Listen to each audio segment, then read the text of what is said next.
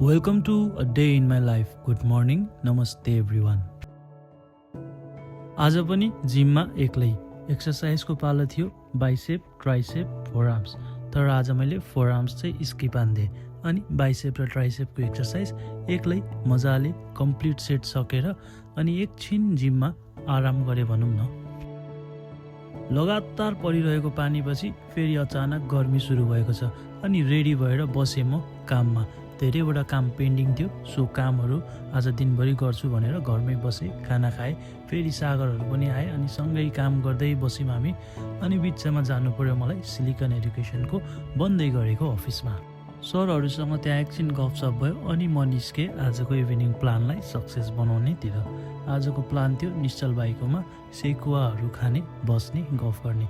अनि त्यसको लागि सपिङ गर्न म र सुजन पुग्यौँ किनमेलमा कोइलाहरू किनेर। त्यसपछि हामी आयौँ निश्चल भाइको घरमा अनि सुरु भयो आजको इभिनिङ पार्टीको कार्यक्रम। फाइनली दसैँलाई राम्रै तरिकाले बाई भनौँ भनेर यो प्लान अर्गनाइज भयो अनि त्यसपछि मिठो मिठो सेकुवा बनाएर खाइयो अनि म चाहिँ बसेँ काममा। Good night guys, see you.